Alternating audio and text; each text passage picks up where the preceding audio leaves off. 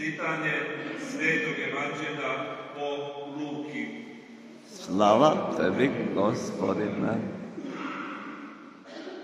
Roditelji su Isusovi svake godine po blagdanu Paske išli u Jeruzalem. Kad mu bijaše 12 godina, uzidješe po običaju blagdanskom, kad su militi dani, vraćaju se onim, a dječak Isus osta u Jeruzalemu, a da nisu znali njegovi roditelji. Uvjereni da je među suputnicima odoše dan hoda, a da ga stanu tražiti među rodbinom i znancima i da ga ne nađu, vrate se u Jeruzalem tražeći ga. Nakon 3 dana nađu ga u hramu gdje sjedi pored učitelja, sluša ih i pita. Svi koji ga slušahu bijahu zaneseni razumnošću i odgovorima njegovim.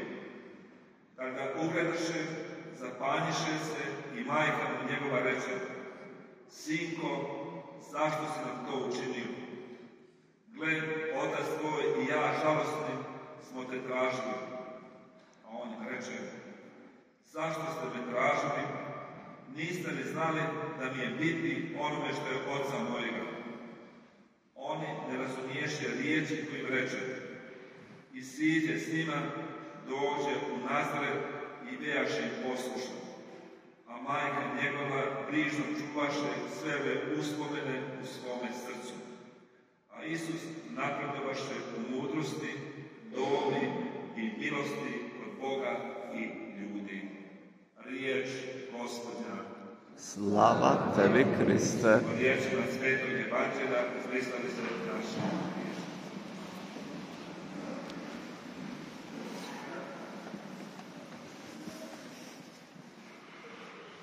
Braćo i sestre, blagdan svete obitelji Isusa, Marije i Josipa. Tako se službeno zove i ima razloga zašto ovaj redost. Nekoliko riječi iz Evanđelja, nekoliko poruka za razmišljanje. Prva rečenica da su išli njegovi roditelji u Jeruzalem na podošaše sa svojim mještanima, znači da su bili pobožni, da nisu trebali ići. Zato što su bili 120 km daleko od Jeruzalema i oni su morali samo jedanput godišnje po njihovu zakonu. Oni koji su bili unutra 30 km, oni su morali svake godine. Oni koji su živjeli vani u inozemstvu, oni ako dođu u životu. Sada ovdje se spominje Isusu 12 godina s razlogom. 12 godina tada se smatrao da je čovjek već u dobi, da može biti odgovoran. U društvu mi kažemo 18 godina danas. Vjerojatno će se za 25 godina to povećati na 20 godina. Znači, naš život ljudski se na zemlji produžava se ponovno i onda normalno se produžava i do zrelosti. Tada je bilo 12 godina, to znači da Isus mogao biti jedan od 10 sudionika na molitvi. Koji je bila molitva, morao biti 10 muškaraca, on s 12 godina je mogao već biti jedan i 10. Mogao je već čitati u hramu, mogao je i držati govor. Sada, zašto mi spominje, zašto je danas Evanđelje? Međutim, vidimo da je došlo do nesporazuma, svađe u obitelji. Sveta obitelj došla do nesporazuma. Ako je došlo do svađe u svetoj obitelji, znači dođe u svakoj obitelji. Po ovom sudu niti je bilo ikad obitelji ne svađe, niti ima danas, a niti će ikad biti. Ona je negdje u nama, ona je nekad jača od nas. Potreba za nekom svađom, potreba za nekim konfliktom, potreba za nekim sukobom, kao da našim pola živamo. I to možda kad bi neko rekao, ja neću nijedne reći više. Tako baš čovjek zavjetio dosta više rasprava o obitelji, da on kaže, ja baš nijedne ne šutit ću, ta bi obitelj brzo propala. Prije nego što se svađa. Negdje svađa je tu, jer u nama živjela. Sad, šta je problem u ovom sudu? Problem je i sukoba kad mi nemamo rješenja, jer mi ne tražimo. Da rekao čovjek, ja se neću svađati. Ne može se ti ne svađati, ali morate potražiti tamo što je drugo. Kako će se svađati? To je ono što mi možemo učiti. Ne treba početi svađati se. Zato što će to u nama postoji i postojat će uvijek. Ali ono što ja mogu, to mogu se učiti svađati. To je sad škola, to je sad razmišljanje, to je sad molitva. To nama treba svima, kako to učiti. Ima model, nekad ja često upitam, imate li model kako se mirite, nekad naši sportu svađa će doći. A jeste li vi napravili svoj model kako ćete se miriti? Nismo. Ja sam svoje obitelj od djete uvijek, to me zanimalo, kako će se čače manje pomiriti. Normalno da djeca to nije drago vidjeti kad se posvađaju, bilo zbog čega djeca to nosi u sebi. Sada imate šuti 3 dana, sad mene zanimalo kad će to, kako se to je, kako će oni počeli razgovarati. I nekako nešto mi počelo, nikad se nije riješio problem, nikad nisu otvorili problem, nisu nikada spomljali problem. Dođe do konflikta, šuti se 3 dana, onda se počne nešto usput pričat. Nisu nikad sjeli pa rekli šta je bio konflikt, od čega je došao, kako onda razumio, kako on, to nisu nikad. To je mene zanimalo životu, zato sam to studirao. Sada, tu mi moramo truditi se u pitanju. Kako ćemo se mi pomiriti, to da učinimo, da to dogovorimo, da to sad odsjednemo. Ne moram sve, neće se svađati. Svađat će doći, samo pitanje kada. Može jutri, može uvečer, može povoditi, ona će uvijek biti. Ne možeš reći ja neću to, da se narušiš isto. Ali, naravno da je neka lakše, ja ću zavjetat, ja ću šuti, neću njemu govoriti. To nije dobro. Mora se govoriti, mora se razgovarati, a trud, ono što ja želim možda to da ću dogovoriti kako ćemo se pomiriti, dok će ta šuta trati. Ima puno modela kako mi možemo poboljšati odnose u obitelji.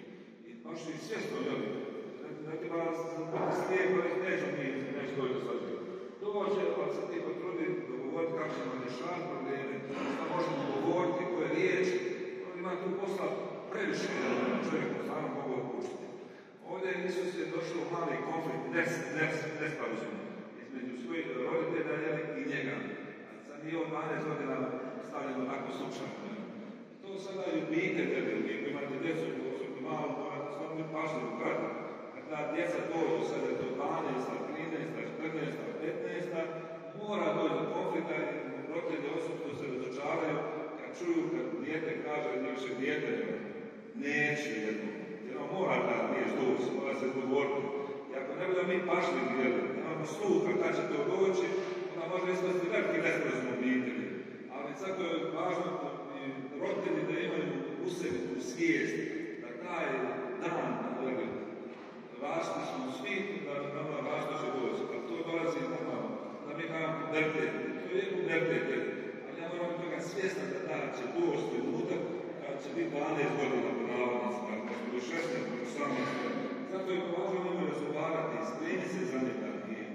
Onda možemo lakše nositi se s njim, možemo lakše, da dijete ima povjerenje u mene, budem ja zgrmio, vrijedio ga, da će se zatvoriti. Najopasnije ovo sudu za jednog roditelja, kad dijete traži rješenje svojih problema, ne van kuće, van svoje obitelji. On mora neki naći, ako ne bude tu pažnje, sluha, to što ovdje govori što je naše glazbenice imaju sluha za glazbu, tako mora se imati sluha i za kad je to vrijeme, ne možemo mi reći planirati kad će to biti, ali moramo razmišljati o tomu i biti svjestan da se to događa. Sada neko, naravno svaka obitelj posebna. Svaka obitelj, normalno, sad možemo reći, puno utječe na nas. Naravno utječe tehnologija. Najjednostavniji primjer je auto. Auto treba pokušati broj djece. Možda neko reći, ja neću dirigirati, to je jedan, ali masovno, mislim, veliki broj. Obično auto je dirigirao, obični građevina je dirigirana. Puno toga dirigira, utječe na nas. Normalno da čovjek mora o tomu razmišljati, postavljati. Naravno, a sa nova tehnologija još i više utječe na razmišljanje. Sad neki praktični moji savjeti što ja nama podjelika svoju obitelj. Obitelji mora biti nešto temeljno. Da baš bude svjesno, to je temelj ove kuće. Ako se ne kaže, da se ne zna šta je temelj.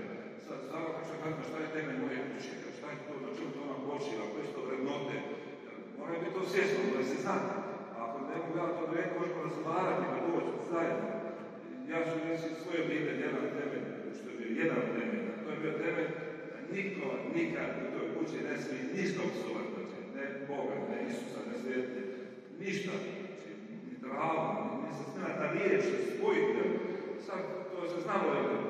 to pitanje može, ne može. Znalo se, to je jedan temelj te kuće da ne smije niko, nije to baš pisalo nigdje, sam ja tražio da se razgovarao o tome, ali dakle, bilo se to što se znalo, to ne može.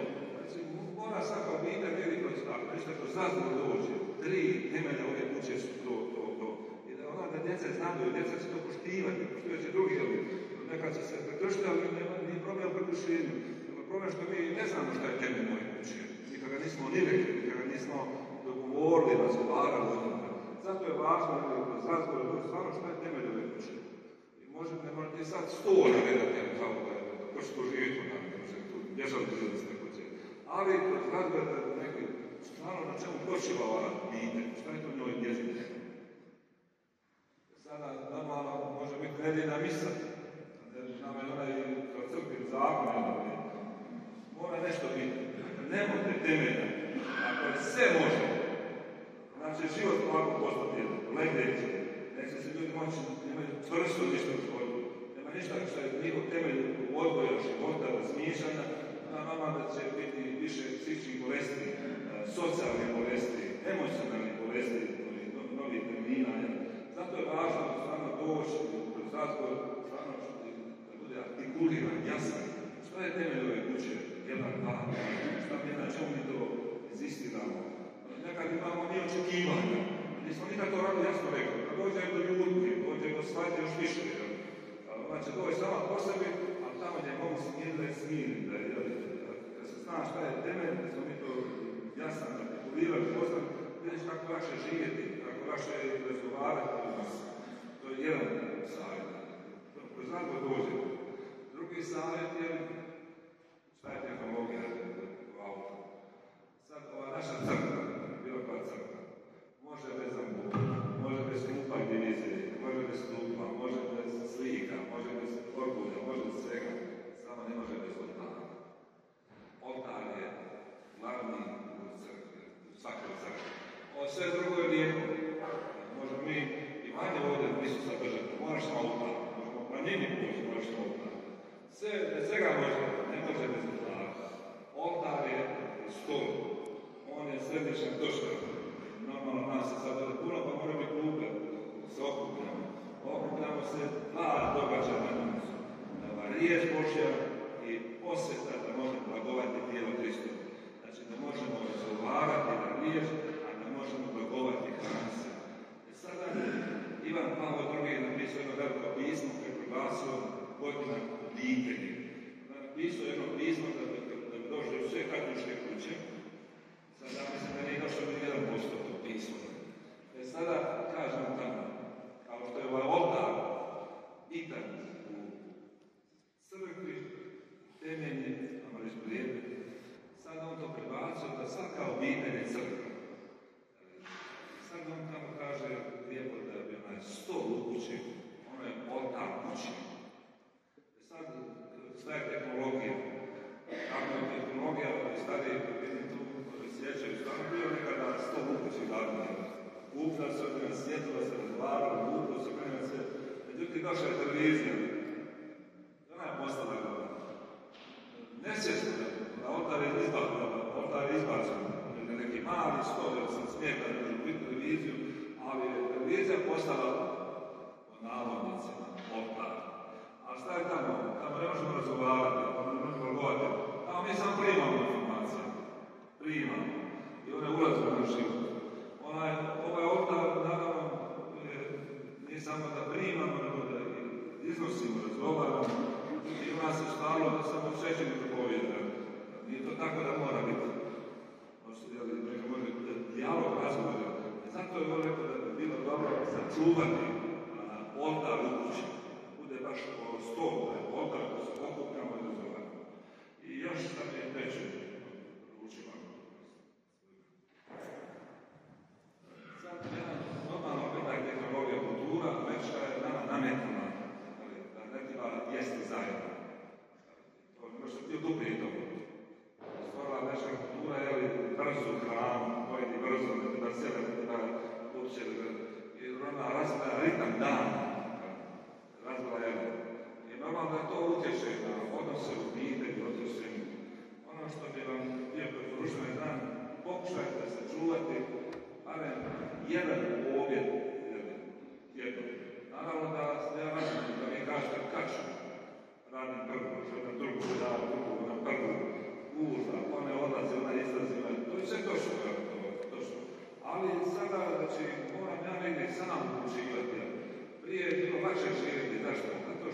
tradicija jaka.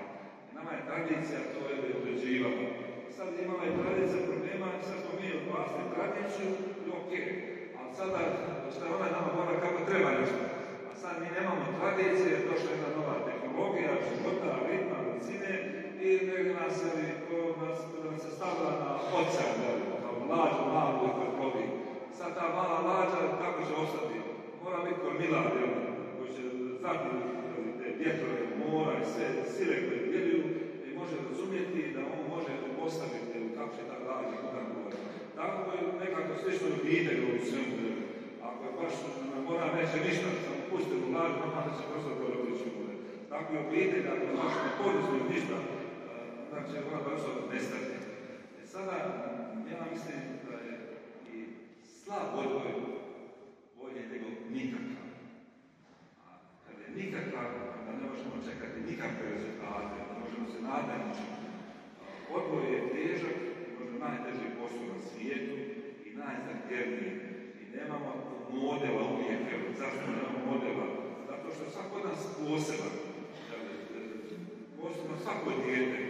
Nemaš sad uvijek model, imaš dvoje, troje djece, isti model. Ne može zato što su mi troje isti različiti, 100%. Zato je li težak odgoj. Rekaču plakuju, pa šta god bude. Traži odgoj, baš puno molitve, puno razmišljanja, puno razvoda i fleksibilnosti. Znači, obitelj je stvarno velika tema, s nama je svima važna, svi smo živimo u obitelji, svi imamo obiteljske odnose i ne moraju se srušiti, ali da se ne sluše traže nas puno stvarno molitve, puno razgovora, puno ljubavi, puno razumijevanja, puno mijenjanja iz sebe. I onda možemo zajednički nekako u vremenu stvarno stvoriti jednu obitelj da se može lijepo i razumno živjeti. Dakle, stvarno svima pomogne u vremenu i razmišljanja i molitve i učenja i slušanja i traženja kako najbolje svoju obitelj gajati i živjeti u njoj da budemo svi zadovoljni i sretni. Na vijek.